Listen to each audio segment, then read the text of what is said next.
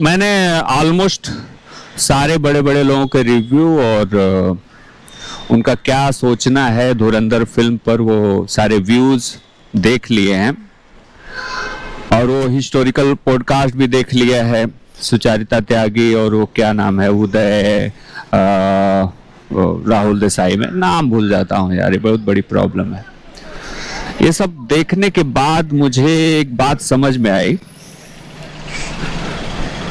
कि इन film critics को propaganda जो शब्द होता है उसकी सिर्फ आधी मीनिंग मालूम है। ये लोग क्लियर नहीं है कि प्रोपेगेंडा क्या होता है। इन लोगों की नजर में यह है कि anti establishment content, anti establishment फिल्में जो बन रही थी आज आई थिंक आजादी के पहले से, आजादी के बाद से वो सारी फिल्में बन तो रही थी, ठीक था। ये प्रो नक्सल, प्रो टेररिज्म जो फिल्में बननी चालू हो गई बीच में, मेरे ख्याल से 2014 के थोड़ा सा पहले से ये फिल्में भर भर के बन रही थी। इसी बीच ये प्रो एस्टेब्लिशमेंट फिल्में क्यों बनने लगी भाई? ये लोग इस बात से बहुत ज्यादा खफा हैं।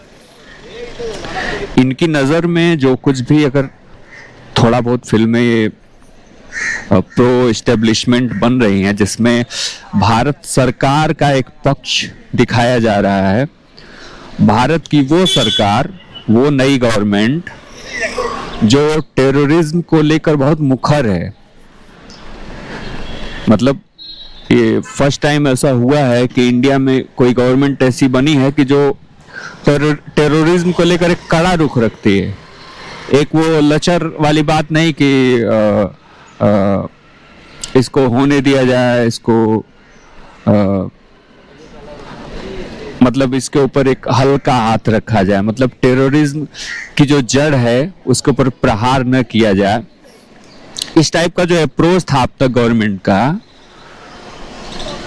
इसके अलावा ये कौन सी गवर्नमेंट आ गई जो टेररिज्म पर इतना कड़ा रुख रखती है? ये बताइए कि ये हल्का रुख था सरकार का, तभी तो इतने बम ब्लास्ट हो रहे थे ना देश में, इतने सारे टेररिस्ट अटैक हो रहे थे। सरकार का कहीं ना कहीं हल्का रुख था तभी तो। अगर इस बात को चैलेंज करके गवर्नमेंट पावर में आई है और उस गवर्नमेंट को की बात को फेवर करती एक आध फिल्में बन गई, मेरे ख्याल से यही एक फिल्म है धुरंधर जो एक अच्छी फिल्म बनी है और जो मतलब इस विचारधारा को प्रेरित कर रही है लोगों के बीच। तो इन लोगों के लिए ये प्रोपेगेंडा फिल्म बन जाती है। इनकी परिभाषा में यही प्रोपेगेंडा फिल्म है। इनकी परिभाषा में अब तक जो ये फिल्में रिलीज हो रही थी, गूल, लव हॉस्टल और दुनिया भर का कंटेंट भर भर के प्रोड्यूस हो रहा है। हर महीने एक आध दो फिल्में आ जा रही हैं जिसमें सिर्फ सरकार को नहीं, एक पूरी हिंदू कम्युनिटी को टारगेट किया जाता है। ऐसा कंटेंट बन रहा था। इनकी नजर में वो कोई प्रोपेगेंडा फिल्म नहीं, वो प्रोपेगेंडा फिल्म के अंतर्गत नहीं आती। इन लोगों को सिर्फ एक बात से दिक्कत हो गई है धुरंधर में कि इस फिल्म में दिखाया गया है कि आतंकवादी आर माधवन से कह रहा है कि हिंदू कौम डरपोक होती है। इन लोगों से पूछिए, कोई पूछे इन लोगों से कि क्या ऐसा आतंकवादी कहते नहीं हैं? आतंकवादी तो छोड़िए, ये बात तो खुद हिंदू कहते हैं। ये बात तो खुद भारत में बैठा मुसलमान कह देता है कभी कभी।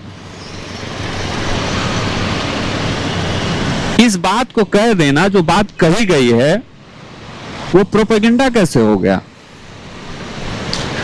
ये लोग इस फिल्म के इस सीन पे अपना दुख प्रकट कर रहे हैं जिसमें ये आर माधवन का कैरेक्टर कहता है कि अभी हम ये इंफॉर्मेशन इस गवर्नमेंट को नहीं दे सकते क्योंकि हमें भरोसा नहीं है इस गवर्नमेंट पे कि ये इंफॉर्मेशन गवर्नमेंट कैसे यूज करेगी।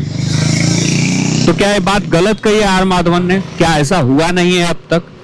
क्या ऐसा नहीं हुआ है कि यूपी में ऐसी सरकारें बनती रही हैं जो टेररिज्म को प्रोत्साहन देती थी? मैं तो खुल के कह रहा हूं, आप जाके गूगल कर लीजिए, आप जाके सोर्सेज से चेक कर लीजिए कि गवर्नमेंट कैसी हुआ करती थी अपने टाइम में।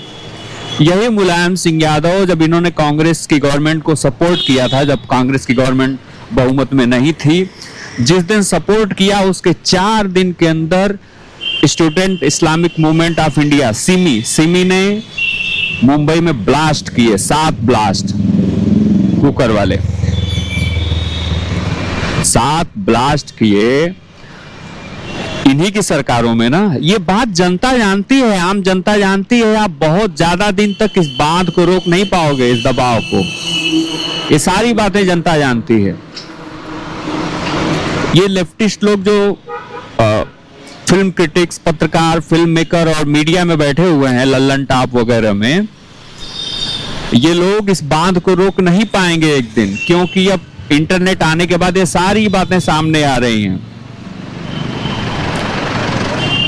आप फिल्म, अब लोग कह रहे हैं कि ये सब कह रहे हैं कि अनुपमा चोपड़ा को अपना रिव्यू टेक डाउन करना पड़ा।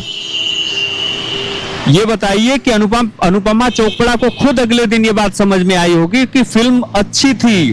फिल्म के बारे में, वो एजेंडा वगैरह के बारे की बात छोड़ दें, तो फिल्म के बारे में जो अनुपमा चोपड़ा ने कहा है अपने रिव्यू में, ये फिल्म बुरी है, ये है, वो है, वो सारी बातें अनुपमा चोपड़ा के रिव्यू पे ही क्वेश्चन उठाती हैं, उनके रिव्यू करने की स्किल पे ही क्वेश्चन उठाती हैं।